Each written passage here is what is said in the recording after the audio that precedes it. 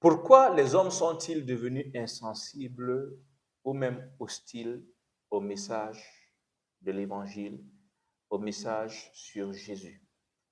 Simplement parce qu'ils ont l'impression, et on leur a fait comprendre cela, qu'il s'agit d'une arnaque, d'une duperie, qu'il s'agit de farce, des choses qui ne sont pas réelles. Et pourquoi est-ce que cette impression tend à gagner beaucoup plus de gens à cause de l'absence de preuves? En réalité, derrière cette hostilité, derrière cette insensibilité, se cache tout simplement le désir d'être convaincu. Ces hommes et ces femmes veulent être sûrs qu'en réalité, il y a un Dieu qui existe, qui écoute les prières, un Dieu à qui on peut s'adresser et il répond. Et pour ça, ils ne veulent pas qu'on vienne leur raconter la même chose qu'on leur raconte. Et puis, vous savez ce qui est en train de se raconter. La Bible est un livre qui a été utilisé, ça c'est pour les Africains, pour pouvoir coloniser les Africains, ainsi de suite, ainsi de suite. Ils n'ont même plus confiance en ce livre-là pour la plupart. Le plus souvent, c'était son plus dur en te posant la question, mais depuis que tu es dans l'affaire de Dieu, là, je veux savoir, parce que je veux que tu me parles de toi. Je veux pas que tu me parles de ce qui s'est passé chez les Juifs. Il y a tellement de millénaires. Je veux que toi qui es avec moi ici, au Ghana, au Nigeria, au Cameroun, au Tchad, que tu me parles de toi, de l'expérience que tu as faite de cet homme dont on parle dans le livre avec lequel tu es venu me voir et que tu tiens en main. Les hommes ont besoin de preuves. Ils veulent être rassurés qu'en réalité, ce qui a été dit est vrai et qu'ils peuvent l'expérimenter. Ils veulent toucher du doigt. Et ça ne date pas d'aujourd'hui.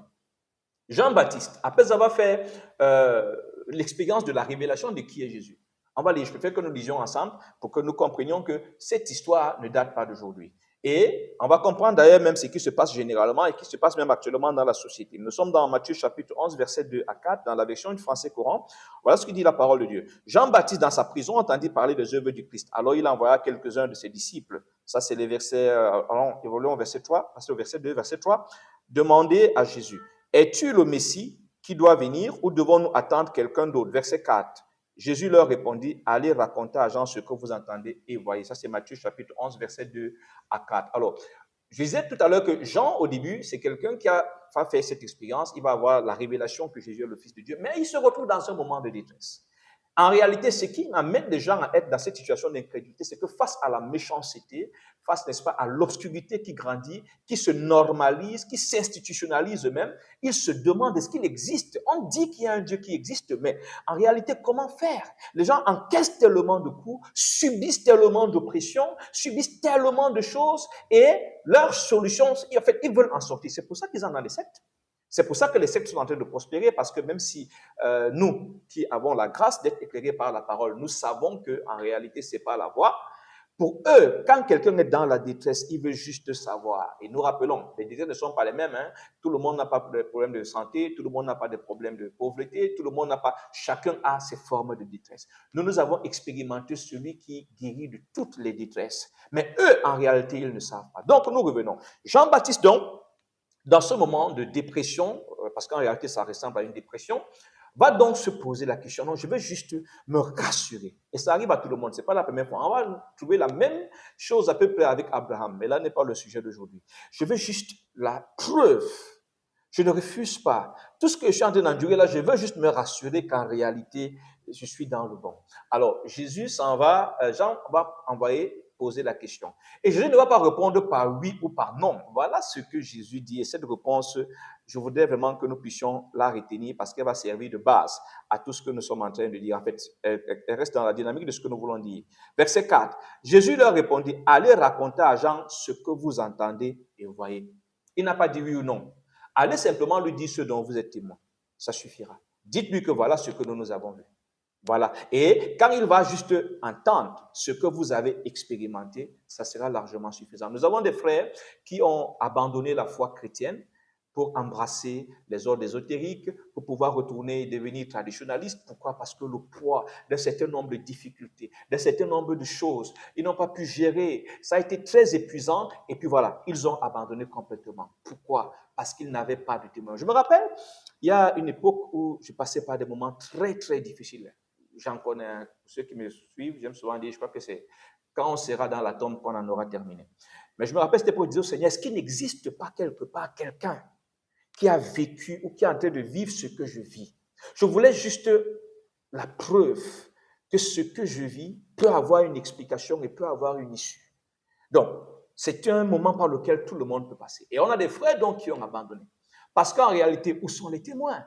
Le frère qui a subi un peu le rejet de ceci, il a enduré ceci, il a enduré cela, et puis c'est devenu très compliqué, et puis il cherche un repère, il cherche un modèle, il cherche un point d'appui, il ne trouve pas. Ne l'envoie pas lire la Bible, vraiment. Il y a des moments où vous allez essayer de la lire. Vous avez l'impression que même votre faculté de lire a été complètement brutalisée par les coups que vous avez encaissés. Regardons Jean-Baptiste, où il se retrouve. Donc, il y a pourtant un frère quelque part qui est passé par les mêmes moments, qui est passé par les mêmes difficultés. On aura l'occasion de revenir parce que ce sujet, on va l'aborder en deux temps. Dans le deuxième temps, on reviendra. Donc, on revient ici. Les hommes, donc, ont besoin de la preuve, d'être sûrs que ça marche, d'être sûrs qu'en se tournant vers ce Jésus-là, ils vont avoir une solution. Et c'est pour cela que le Seigneur avait dit aux disciples que vous serez mes témoins. Parce que notre vocation, il faut le rappeler, c'est de pouvoir annoncer, vanter les mérites. Nous sommes censés être, nous avons vocation à être les publicitaires de Dieu. Et pas que par les déclarations de nos bouches. Nos vies doivent avoir des faits qui font comprendre à nos contemporains qu'en réalité, Jésus est la réponse, Jésus est la solution, et une réponse qui sont encore d'actualité. Ils veulent des témoins. Ils ne veulent pas des conteurs, des gens qui viendront leur raconter.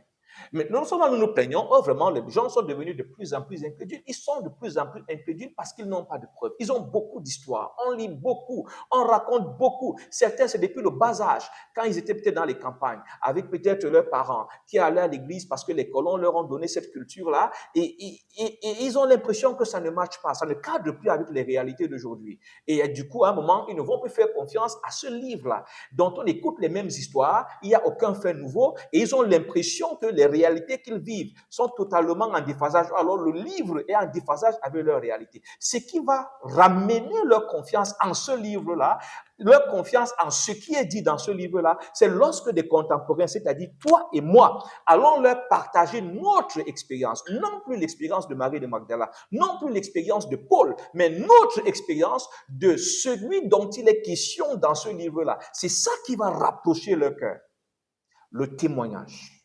Nous allons lire l'histoire de la Samaritaine, beaucoup la connaissent, nous allons la relire. Jean chapitre 4, nous lisons les versets 28 d'abord, 28 à 30, et puis nous lirons 39, et puis 41, 42. Bon, allons-y d'abord, verset 28, Jean chapitre 4. Alors la femme laissa là sa cruche d'eau et retourna à la ville où elle dit aux gens, venez voir un homme qui m'a dit tout ce que j'ai fait. Serait-il peut-être le Messie? Verset 30. Ils sortirent donc de la ville et vinrent trouver Jésus. Verset 39. Beaucoup de Samaritains de cette ville crurent en Jésus parce que la femme leur avait déclaré, il m'a dit tout ce que j'ai fait. Ils ont cru parce que la femme a dit ce qu'elle a expérimenté. Ils ont cru parce que la femme a dit ce qu'elle a expérimenté. Ils ont cru parce que la femme a dit ce qu'elle a expérimenté. Ce qu'elle a expérimenté, quand elle est allée le leur dire, cela a suscité en eux une attention, un intérêt pour celui dont elle parle. Je crois que nous vivons ça aujourd'hui avec le marketing et la publicité.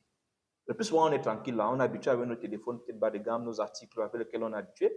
Il suffit juste que dans la publicité, quelqu'un nous donne l'impression, même si les publicités, c'est la plupart, la majorité des cas, c'est du mensonge. Donc, il va fabriquer une histoire qui donne l'impression qu'il a fait une expérience. Ça suscite, le but, c'est susciter notre intérêt, notre attention pour le produit. Ici, donc, ça marche, ça dit que c'est pas nous. Ça, c'est les principes même de la publicité. Sauf qu'ici, c'est un témoignage, c'est une histoire vraie.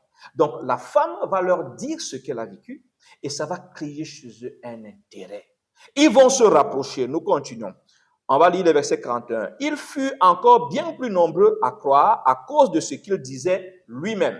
Donc, quand ils s'approchent, ils font maintenant une expérience. Nous continuons verset 42. Et il déclarait à la femme, maintenant, nous ne croyons plus seulement à cause de ce que tu as raconté, mais parce que nous l'avons entendu nous-mêmes et nous savons qu'il est vraiment sauveur du monde. Au début, nous avons cru parce que nous t'avons écouté. Ça nous a intéressés. Maintenant, nous sommes affermis, assis dans cette conviction parce que nous avons constaté par nous-mêmes. Maintenant, il faut qu'on revienne sur un fait ici. Quand la femme va parler à ses concitoyens, elle n'oriente pas ses concitoyens vers elle. Non, elle dit, venez voir un homme. Donc, elle fait une mise en relation. Elle les oriente vers l'auteur de son témoignage, vers l'auteur de sa joie, vers l'auteur de ce qui est en train de l'animer. Elle ne l'oriente pas, venons dans notre contexte, dans notre époque contemporaine, elle ne l'oriente pas vers un homme de Dieu, elle ne l'oriente pas vers une chapelle, vers une dénomination. Parce que c'est aussi ça un problème que nous avons. Nous voulons amener les gens à venir voir notre prophète, à venir voir notre pasteur, à venir dans notre église, à venir voir notre apôtre. Et à ce moment, ça pose problème. Parce qu'en réalité, il a vu des hommes. Vous lui parlez d'un apôtre, il a vu ses marabouts, il a vu ses ici. Donc, il a rencontré des hommes, ça n'a pas réglé le problème. Donc, rien ne garantit que cet autre homme que tu appelles apôtre, prophète, va régler le problème. Il veut quelque chose de différent. Donc, elle oriente l'homme, elle oriente les gens vers l'auteur. On doit les orienter. Nous parlons de ce que nous avons expérimenté. Et l'auteur de ce que nous avons expérimenté n'est pas notre prophète, n'est pas notre pasteur, même si Dieu est passé par lui, c'est Jésus. Du coup, nous faisons une mise en relation. Nous devons vanter. Et je voudrais que nos religions, j'ai évoqué ce verset tout à l'heure, mais je voudrais que nous puissions le relire ensemble. Nous sommes dans 1 Pierre, allons-y rapidement. Voilà, 1 Pierre chapitre 2, verset 9. Mais vous êtes la race choisie, les prêtres du roi, la nation sainte, le peuple qui appartient à Dieu. Il vous a appelé à passer de l'obscurité à sa merveilleuse lumière, afin que vous proclamiez ses œuvres magnifiques. Donc nous sommes là pour proclamer. Je l'ai dit, nous sommes les publicitaires de Dieu. Mais pas que publicitaires des histoires qui concernent Dieu. Nos vies doivent parler. C'est pour ça qu'en réalité, Dieu opère dans nos vies, et j'aime souvent à le rappeler, quand Dieu agit, ce n'est pas uniquement pour nous. Il agit également pour que ce qu'il a accompli pour nous, qui aujourd'hui nous rend heureux, qui aujourd'hui nous rend épanouis, qui aujourd'hui nous rend ceci ou cela, puisse servir de témoignage à ceux qui nous entourent. Et pas que nous devons aller leur parler de ce que nous avons expérimenté. Nous devons pouvoir dire, Dieu écoute les prières. Et quand nous faisons cette déclaration, c'est parce que nous avons fait l'expérience. Et nous devons être capables, à la suite de cette déclaration, de partager notre expérience. Pas que tu viennes dire à quelqu'un, Dieu exauce les prières. Anne s'était retrouvée, elle était stérile, Anne avait prié, l'autre avait prié, et on ne connaît pas Anne. Son ancêtre même n'a pas connu Anne. Quand tu comptes le nombre d'années, Anne, c'était il y a très longtemps. Mais toi, tu viens lui parler, il est en 2024, 2025, 2030. Tu es encore en train de lui parler du Dieu qui a exaucé la prière de Anne. Depuis Anne, Dieu n'a pas exaucé. Toi-même là, qui viens lui dire que Dieu exauce les prières, quelle est ton histoire? Où sont les témoins? Jésus, sa côte baisse aujourd'hui parce que les témoins, soit ils ont démissionné, c'est-à-dire, voilà, ils ont démissionné, ou peut-être qu'ils n'existent pas. On est obligé. Il y a beaucoup de conteurs, des gens qui vont raconter. Où sont les témoins? Je voudrais que chacun de nous marque d'abord un arrêt à ce niveau. Dans nos prochaines vidéos sur la même question, nous allons continuer à développer. Soyons fortifiés. Shalom.